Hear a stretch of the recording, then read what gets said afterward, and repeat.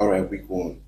This video here, Kenneth Okonkwo, seems he was the spokesperson of P2B or spokesperson of Labour Party during presidential election. There's something he said in this video, and there's something he said before. Was it in Channels Television or Arise TV? He was talking about the past election, the audio that happened during the last election. There's something he said, and I concord with him.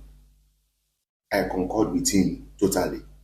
You know, some people are calling him betrayer, this, that, but to me, what he said is nothing but the truth. And what is that? He said it that not people voting you is the issue, but you as a person, can you defend that vote? Can you defend the vote? That's the words. That's the issue. And we all know who he's referring to. He even said it in the video. He said after the election, if you tell P2B, look at this, look at that, P2B will be telling him, calm down, calm down. There is a way I approach issues. There is a way I do things. At the end of the day, what happened? He gets now, at the end of the day, what happened? Because everybody expected P2B to, because he won the election. There's no doubt about that. He won the election. So everybody was expecting him, since he would have allowed the youth or allowed the people that voted for him. What everybody expected of him is this. Would have, made a press conference. Nigerians, you people should go and do what? If you know whatever you can do to reclaim your mandate. Because he said it earlier that Nigerians, he's just a messenger. He gets now. So the decision of Nigerians is what supersedes. Now Nigerians voted for him willingly and unanimously. Instead of him to allow the same Nigerians that voted for him to fight for their words, their rights and their mandate, he was telling them to calm down, calm down, calm down. Even when the regulation can't from out, use we are the para, use we are angry. Con the para, now him still can't tell them, say, may they calm down, say, regulation can as the other statesman. Now, the other statesman him be con the yarn to the way until they yarn, con they talk rubbish. So, what did this guy talk in this video? Man, to me, what he said is nothing but the truth. He used the River State governor's example. He gets now. See, as the man holding ground, stand by say, for this River State, this local government election, it must hold. And say after the election, people will be the people that won the election will be sworn in. Not be saying this small thing, take it easy. Let's go to court. People that rigged the election told you to go to court. And you still finally went to the court. Even the judge itself, even the Labour Party lawyers, if like say, I don't know whether they jazz them, maybe they just play on the Labour Party. They just enter there, they sleep. When I listen to waiting in talk here, to me, what he said is nothing but the truth. One thing is for people to vote for you, and another thing is for you to defend the vote. Don't let people down. Now, 2027 again, I believe P2B will come out again. Whereas they don't see, say, 2023 election, as you win the election. No even talk, say, they rigged the election. You don't even talk. You don't even para. At least talk first. Even the blind can see, say, now you win the election. You don't talk. No long talk. When I listen to waiting, Kenneth Okonkwo for this one, I concur with him. What he said is nothing but the truth.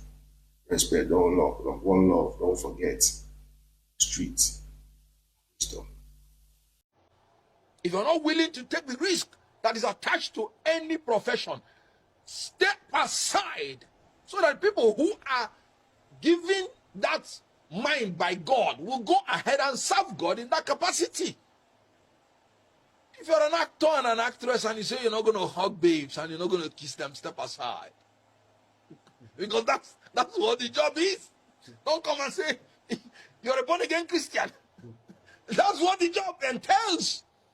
If you're a politician and you can't stand for your people that voted for you, and because you don't want to die, step aside. Because that's what the job entails. Any politician that is not behaving like Simfubara, who will resist and protest when his rights are trampled upon, knowing that our judicial system, knowing that our electoral system have failed us, that any politician who will not stand his ground, no matter the risk to his person, I said I will not speak for that politician again, and I maintain it. And you can see what is happening, because we can't go forward. We calm down. If Simfubara has been saying calm down, do you know where River State would have been? He said he's ready for them. He's fully prepared. The election must go on. The election must hold. Winners must be declared. They will be sworn in. And whatever is going to happen, let it happen.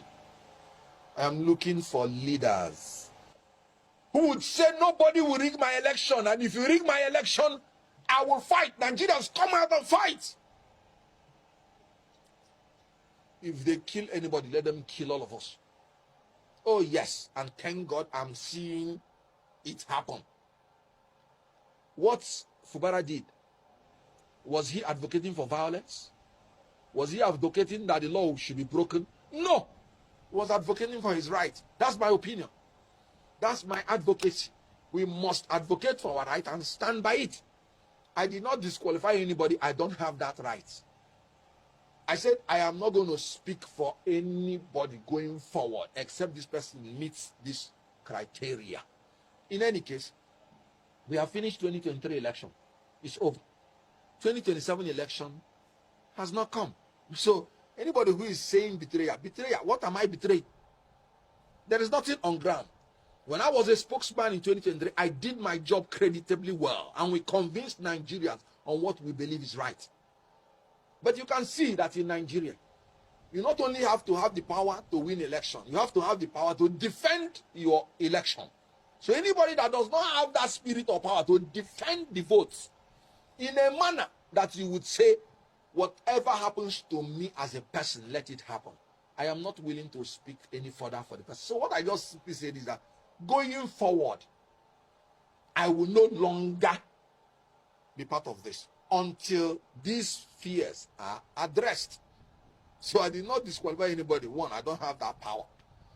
Then two, I am not betraying anybody because I'm still a member of Labour Party.